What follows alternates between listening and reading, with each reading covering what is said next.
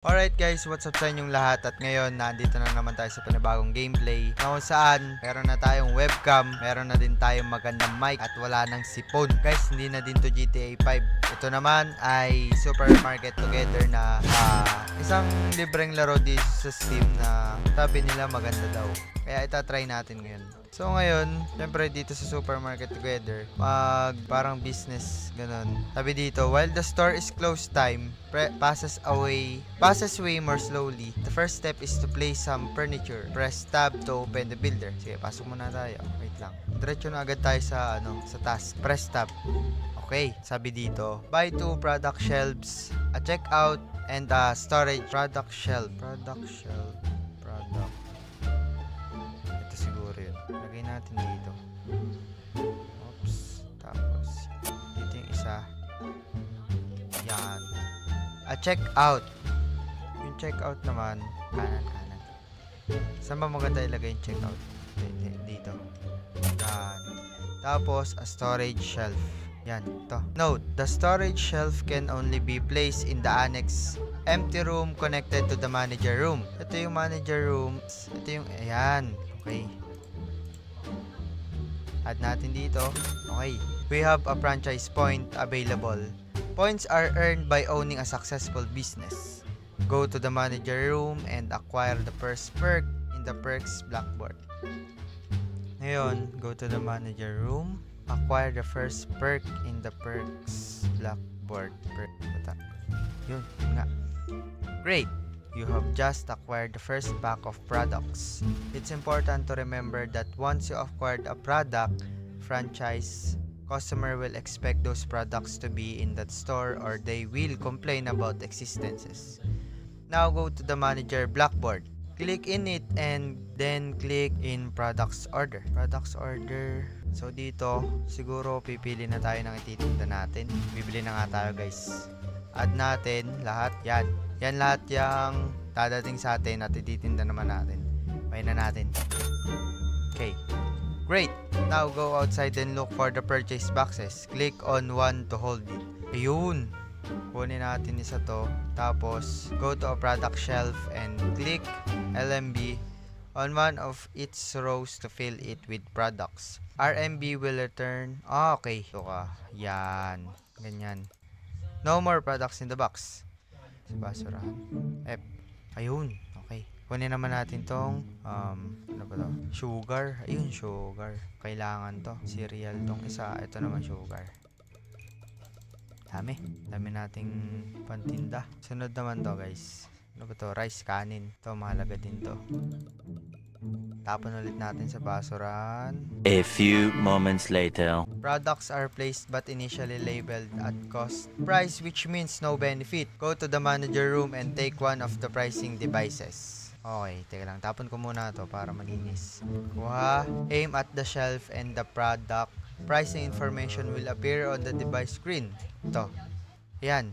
Market price $2.5. Okay. Okay guys. Siguro ano ba yan? Ang hirap. Ay na ako dito men. Ano siguro to? Ito. Yun. Okay. Next. Ito namang pasta. Yan. Itong tubig. Gawin natin ano lang yan. Konti lang. Mura lang talaga tubig. Yan. Itong asin. Yan. Your store is now ready to open to allow customer in. Press the green button located in the manager's room. 2. Ang supermarket is now open. Every Thursday, market inflation increases on some products. Ay, nawala, men. Hindi ko nabasa. Hindi ko kasi sununod. Ano to? Anong gagawin natin? Bili na po kayo. Oh, mura. Mura na yun eh. Sige, bili ka na. Sige, boss. Ano yan? Okay. Yan. Oh. Tapos, teka lang po. Wait lang po ah. Wala na bang tutorial dito? 1, 2, 3, 4. Okay, okay na yan. Thank you po. Ano to? Card. Ayun. 840. Yung. Very thankful. Thank you po. Card ulit. Oh, sorry shoot. Ito. Thank you po. Please come again later. Bili na. Ay, mura nga lang po yan sabi eh. Kala nyo lang po mahal. Quality po yan. Card. Magkano po ang bayad? Chocolate. 3 pesos. Please come again later. So ngayon, may isa akong problemang nakita at yun ay itong salt. Okay, gawin natin. Murang-mura na lang. Ano sa'yo, boss? Ang dami mong binili ah. So click ka pang 11,000. Thank you. Please come again later, so. Yan. Thank you so much, ma'am.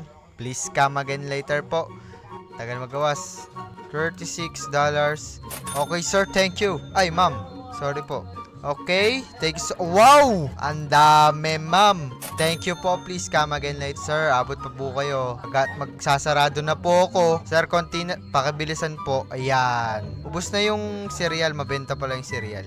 Naabot na po kayo ng gabi, sir. Wala na po ang ilaw. Bagong gawa lang po itong tindahan ko. Thank you for availing our product, sir. I think it's time to close. Ay, matanda ka na. Wala na talaga. Sir, anong abutin nyo? Gantong oras na. Ubus na talaga yung mga paninda ko.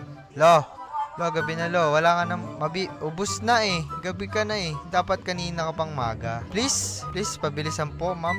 Okay, sir. Last na customer ka na. Magsasarado na po ako. Ay, may pumasok. 1, 2, 3, 4. Thank you po. Ma'am, last na po kayo. Pakibilisan po ang pagbili. Ma'am, bilhin nyo na po lahat. Ma'am, hindi po ako 24 hours. Pabilisan na po, please. Bilisan mo. Baka may pumasok pa eh.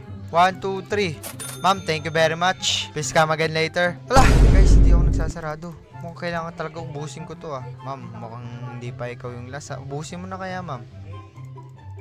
Ma'am, ang dami pa ng paninda ko. Maawa na kayo, ma'am. Sir, ubusin nyo na po. Wala na, ang dami pa rin nabili. Ay, ubus na nga. Sir, ubusan na nga kasi. Bilhin nyo na lang kung ano na andyan. Card. May sukli ka pang $3.68. Thank you. Please come again. Don't come again. Paano ko ba isasarado tong tindahan na to? Kasi ayoko na A few moments later. Yes! Nakatapos tayo ng isang araw. Bakit ganun? May electricity cost agad. What, day 1 pa lang? Pero agad tayong utilities expense, employees wages. Mukhang dugi ah. Sabagay. So yun guys. Hanggang doon na lang. Hanggang sa susunod. At maraming salamat nga po pala sa nagpahiram ng mic sa akin. Ken Darren Coronado. Thank you! Everybody, every now I know about a demonstration.